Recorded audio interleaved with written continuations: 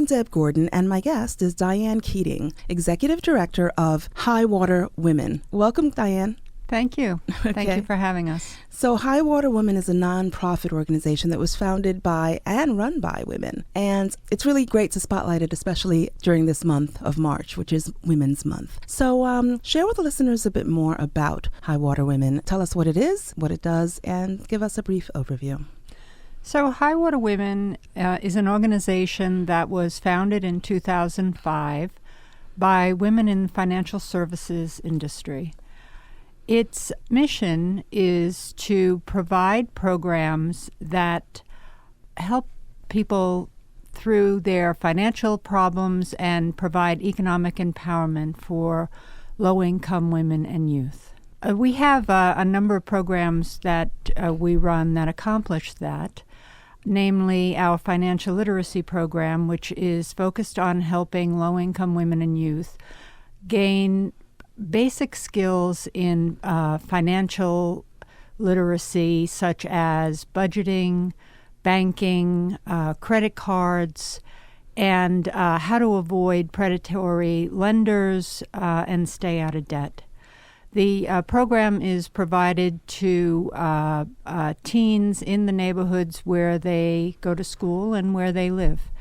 And we leverage our constituency of thousands of women in the financial services sector by making them our program instructors.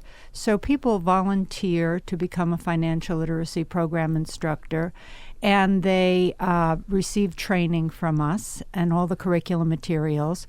Then we match them with a program site, and they go out and they teach the program to these kids. We partner with a number of organizations, the Department of Youth and Community Development, the New York Public Library, the many nonprofits that provide services to youth in all the boroughs of New York City. So it's a very rewarding program. About 1,900 teens per year come through the program. Mm-hmm. And in 2014, we also extended program services to adults. And now we're starting to build our adult curriculum and programming services for adults. All right. Well, I think it's ironic that you say that it was founded in 2005, which was really not that long ago. However, it was about 4 years prior to the financial crisis that we all experienced. And That's I think right. that's, so I'm sure what you all do has become even more relevant nowadays. It is very relevant. And I mean, the number of people in New York City who are not participating in the banking economy is about 13% of adults. Or maybe I think the number is 825,000 people are unbanked. Mm. The people who save, on average, have far less than $1,000 in their savings accounts, and there is a very low percentage of people who actually have savings accounts. The amount of credit card debt, the average household credit card debt in the United States is about $15,000. Mm. So, we're still in a financial crisis on many levels at the consumer level. Mm-hmm. And I think that the 2008 crisis was a wake-up call. There's been a far greater emphasis on financial literacy education since then. I mean, people really got bamboozled. And just took on many more financial risks than they should have. And so you're right. The program is fulfilling a very vital mission. The other thing that people should know is that financial literacy is not taught in the New York City public school system. And people say to me all the time, if only this was taught in the schools. Mm. So we can make a dent. We can educate, 2,000 kids a year, but there are over 1 million kids in the New York City public school system, and the vast majority of them are not getting any financial literacy education. Well, so talk more about how it all works, because I understand that High Water Women works with other as you mentioned, other partners, other nonprofits, agencies, as well as schools. Talk about how it all comes together. So what happens is that we are partnered, for example, with the New York City Department of Youth and Community Development, and they run a great many after-school programs. There are some that are part of NYCHA, which is public housing. And so they have community centers, and the kids come in after school. They have an array of programming. They could do sports, or they could get homework help, or programs about nutrition. They really do some very creative programming at these places. And we come in as another program provider. So we come in with the High Water Women Financial Literacy Program. And it's a weekly program. It can be a 4-week program, an 8-week program. The kids and the instructors usually meet for an hour, maybe an hour and a half. And the instructors come with a curriculum. Now, we use a curriculum that was created by the Muriel Siebert Foundation. And the official name of the program is the Muriel Siebert High Water Women Campaign for Financial Literacy. Okay. So people may remember that Muriel Siebert was the first woman to have a seat on the New York Stock Exchange. I mean, she was a pioneer in the true sense of the word. And she was also the New York State Banking Commissioner. In her lifetime, she was very, very passionate about financial literacy way before it became popular. And she founded, she started a foundation, and the mission of this foundation was to develop financial literacy curricula for high school and middle school kids. And that's exactly what she did. We used we used both those curriculum, and they're very effective. They were developed actually to be taught in the public schools, but since the public schools, at least in New York City, are not teaching financial literacy, we use them in an after-school setting. Oh, okay. That's what I was going to ask. So it's taught in an after-school. Where would it be taught? I mean, is it at a school as well? Well, yes. The growth of the program has been very organic. So we partner with the DYCD. We also partner with the city's Summer Youth Employment Program. We teach at New York public library branches throughout the city, and we also partner with a number of nonprofits. So, for example, FedCap is a big nonprofit that provides a lot of job training here in the city. We partner with them. We come in. We do financial literacy programs to the people who are already part of their other programming. They run a lot of programming in schools. There are schools in the Bronx where they're running programs. Some of them are transfer high schools where the kids are basically trying to complete high school. They haven't been able to get their high school diploma through the normal system, so they're in these schools, and this is kind of their last chance to complete high school. So we go up, and they also do they try to get them internships and give them some job training. And so we provide a financial literacy workshop for these kids. So the young people have to sign up to take this specific financial literacy? Yeah, they sign up, but they sign up under the guidance of their people who are already helping them. So they're already in a setting where they are getting other services and inputs.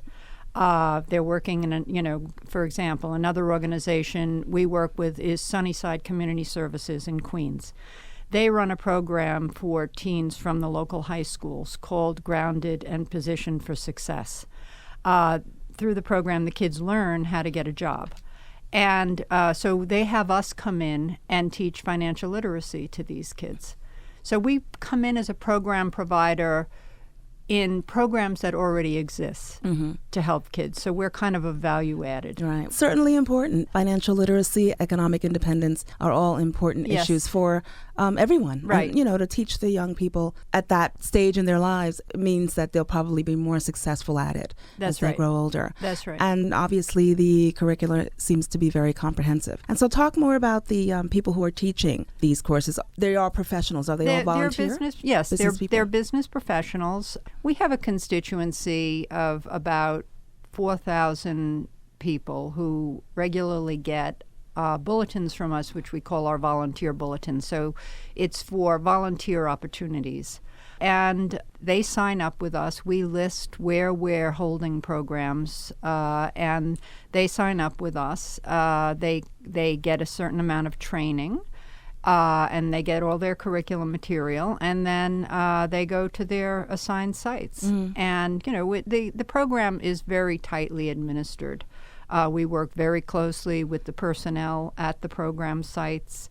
We track what's going on from week to week, and we provide as much support as possible to the volunteer instructors. So because a lot of people don't have a big experience with working with teens or even working with the sort of demographics that where they're going. And what are the demographics? The kids are mostly a lot of the kids live in public housing. So I would say that they're from low income, underserved. They're all public school kids. The age goes from middle school, so it's about 13 to high school, but we get a lot of 19 and 20-year-olds. We teach programs to kids who dropped out of school and are trying to get their GED through various program services. We've taught the program at LaGuardia Community College. So we can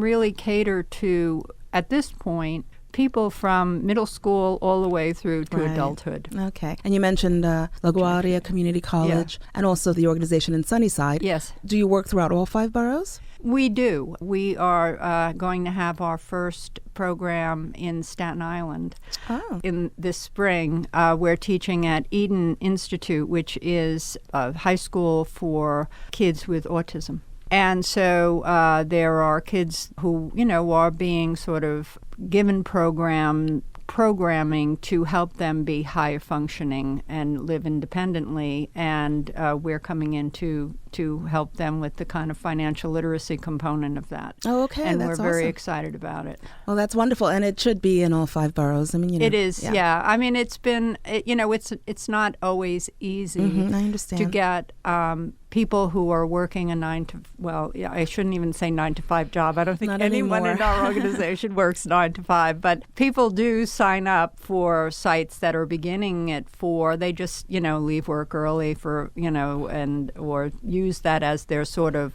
company volunteer time, because a lot of companies are now requiring their employees to volunteer for a certain number of hours per year. And so I'm quite frankly both impressed and amazed by how far and wide our volunteers travel. I mean, we're going up to the northern reaches of the Bronx, out to Forest Hills, to Ozone Park. We've been out to Brownsville, in Brooklyn. It is to Bushwick. People really are willing to give their time and to make the effort. That's wonderful. Yeah. I mean, obviously education is, so important in terms of fostering a better economic outcome. Right. You talked about that you mostly help underserved young people. Right. And so that's the only way for them to get into a better income That's bracket. right. And That's then to right. have that financial literacy That's right. knowledge. They deserve to have it, right? Absolutely. I mean, we have it. Why shouldn't they have it? Why shouldn't they have that knowledge, right, to help them?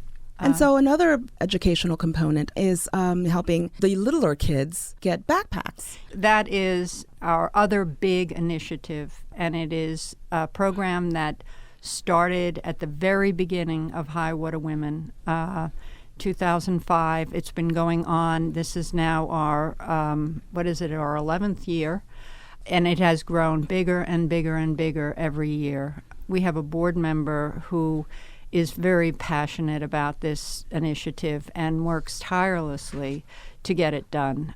Her name is Janice Abert. I should mention her because she works so hard. She deserves it. And we have many, many partners. We work with a great many charities in the tri-state area. So this goes beyond New York City. It's Connecticut and New Jersey as well, although the biggest piece of it is directed at kids in New York City. And we go, it's become a year-round initiative. So in the early phase of each year, we raise money. And we do that basically from corporations. And we ask for sponsorships. We're also fortunate to be the charitable beneficiary of a few institutional investor financial industry awards dinners where we get very generous donations. Is that for your overall program or for the backpack the program? Backpack Drive. Oh, okay. And so the kids who get the backpacks are all low-income kids. They're all part of existing nonprofits who are our partners. So, some of the big nonprofits in the city, like Good Shepherd Services and Partnership with Children, who serve thousands of kids, partner with us. We have about 30 nonprofit partners. There are churches, there are schools. That, too, has grown very organically.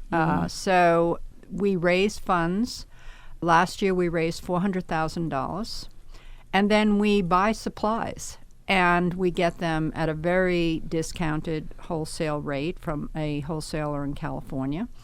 The supplies get shipped across country, and in August we hold a very large backpack assembly where all the people who gave us money, all the companies that sponsored, send teams of employees to help assemble the backpacks. And it doesn't only it's gotten so large that we can't even do it at one assembly point. So now we have all these satellite assembly points. So a company, for example, this year, Morgan Stanley is having a backpack assembly on their premises. Deutsche Bank last year and this year did 2,000 backpacks for us on their premises. So then we coordinate with all of the program partners who give us their backpack orders, and we put together kindergarten, elementary, and high school backpacks. They all have somewhat different supplies. And we coordinate a pickup schedule. So they come when the backpacks are assembled through these teams of volunteers, and we put together the orders, and then over 2 days they come and they pick up the orders. And some of the orders are 500 backpacks, some of the orders are 2,500 backpacks, but by the end all the backpacks are out the door. We're very relieved.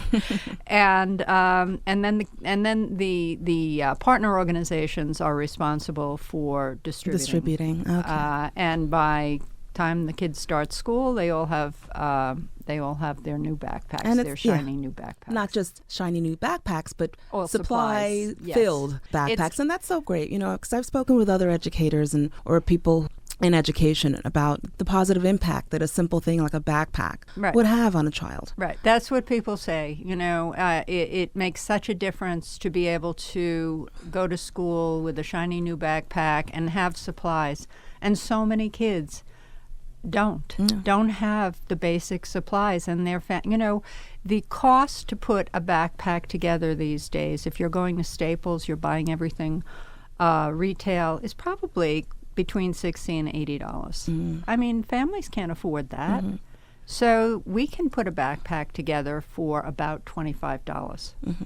And so we can make a lot of backpacks because we can buy these supplies at wholesale and mobilize volunteers to put them together. Yeah.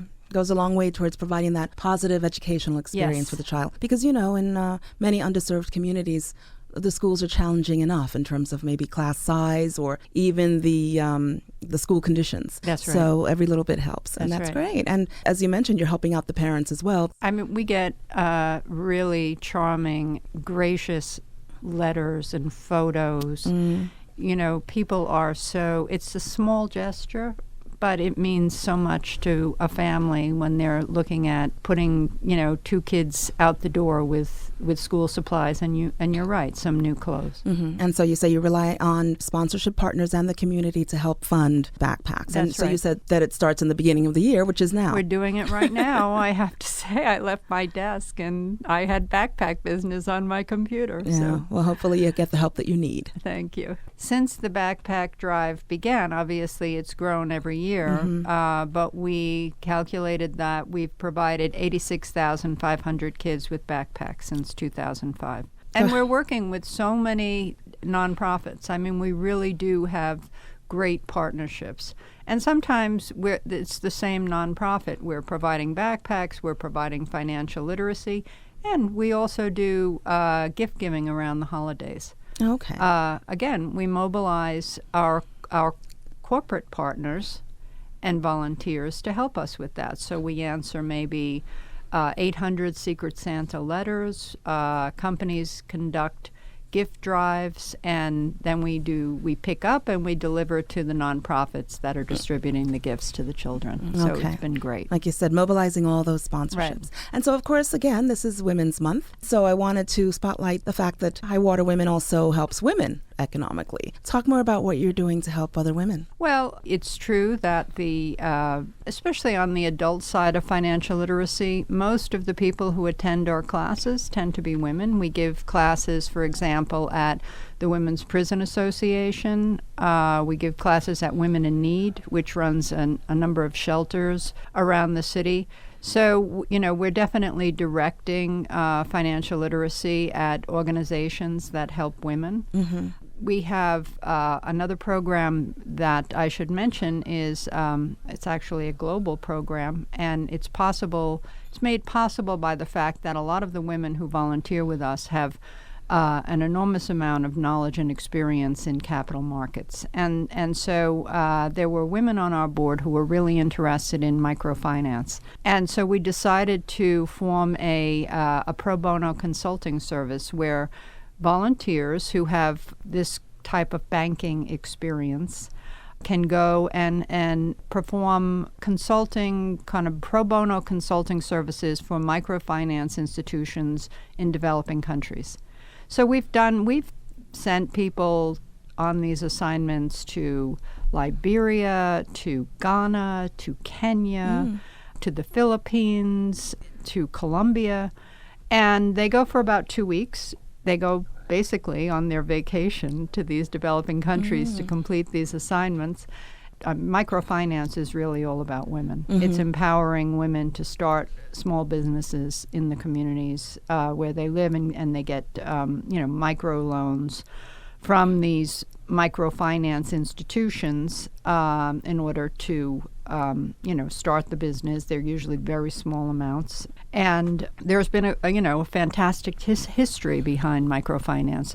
It's been a very gratifying piece of how we can help women. Yeah, that's quite interesting. So again, you say it's global. People do think, when they think in terms of microfinance, that it happens in places that you mentioned. Right. But I understand that there's a local component as well, and people are helped right here in New York. That's right. Grameen is here. There are a couple organizations as well that provide loans, small loans, in communities, under-resourced communities, where people couldn't go to a bank and get a loan, but people want to start businesses. Okay. So there are organizations that provide those kinds of loans, and we've also worked with nonprofits like that, reviewing business plans and that type of thing, providing services. So having so many women in financial services with the depth of knowledge and experience that we have, we can send volunteers to almost any kind of economic development or education program, and they can make a difference. Mm-hmm. And so, do all of your volunteers actually come from the financial sector? I would say close to 90% of them do. Okay. We get a lot of women who are lawyers as well. Okay. So are you currently recruiting volunteers? We are always open to volunteers. The more volunteers we have, the more program services we can provide. Okay. Because that's what we do. We leverage volunteers. The organization itself is tiny. It's just myself and my operations director. Oh, really? And everything else we do, all of that we accomplish, is through the efforts of our volunteer base. I should also sing the praises of our board of directors, because we also leverage their commitment to the organization. We couldn't accomplish what we do if it weren't for their involvement. Right. So we have a fantastic board of directors that is really comprised of very accomplished, committed, caring women. And, it's been that way since the beginning. Okay. Well, again, I'm just really happy to be able to spotlight this organization. Right. And maybe people are listening for the first time or hearing about High Water Women for the first time and not knowing, and maybe they have some skill that they can bring to the table. And besides coming on shows like this to create awareness and provide information, I understand that you also have workshops and symposiums throughout the year. Yes. So this is another, and this is really on the spectrum of economic empowerment, but it's not directed at low-income people. It's actually directed at high net worth investors. Impact investing is it's not that new, but it's a field that has grown significantly and attracted a lot of interest over the years. And now the big financial companies are really getting involved in it. So for the listeners who don't know what impact investing is, it's basically values-based investing. It's the opportunity to invest your money, but also achieve some sort of social purpose. So you would, for example, invest in companies that are doing good things for the environment, or companies that are, doing things in sustainable agriculture, or companies that are trying to bring educational options to a broader range of people. So it's all for, the common good. It takes place in developing countries, but it also takes place here and around the world. A lot of the big foundations have been doing this type of investing for years. Okay, so this symposium basically gathers investors who are interested in coming together for a day-long symposium.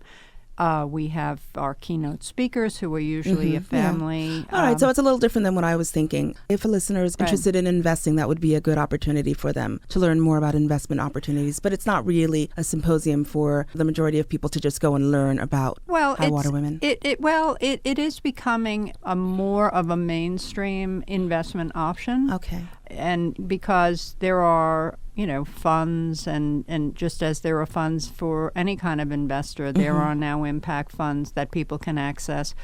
And so, it was more of something that the very wealthy would do, family offices, high net worth people. A lot of the foundations like Omidyar and Skoll and that type of thing were interested in not traditional philanthropy, but in making investments in companies that turn to profit, but that also serve some sort of social purpose. Now that the mainstream financial companies are getting more involved, there will be more options for the everyday investor, and that's really coming down the road. Okay. Well, that's great to hear and great to know. Diane, I want to thank you, of course, for coming on the show. Listeners might be hearing about High Water Women for the first time. So please share with listeners what you would like them to take away from this conversation and about High Water Women. Right. Well, one thing that occurred to me is in speaking about High Water Women, and that our board is all women and that most of our volunteers are women, I want to tell the men in the audience that they are welcome. We would never turn away a volunteer. We have a lot of men who participate both as volunteers in our backpack assemblies. Please, keep us in mind if you're looking for a really powerful volunteer opportunity where you have a real opportunity to interact with people you may not encounter every day, to help kids, and to take especially if you're a financial professional here in New York City, to take that knowledge that you have, that you just take for granted, and to distill it to, what is it that might be helpful, and obviously in conjunction with our curriculum materials, but, to share what you know with people who need to have that knowledge. And I think that can be a very powerful experience for a volunteer. Absolutely. And so give us the website address where we can learn more. It's www.highwaterwomen.org.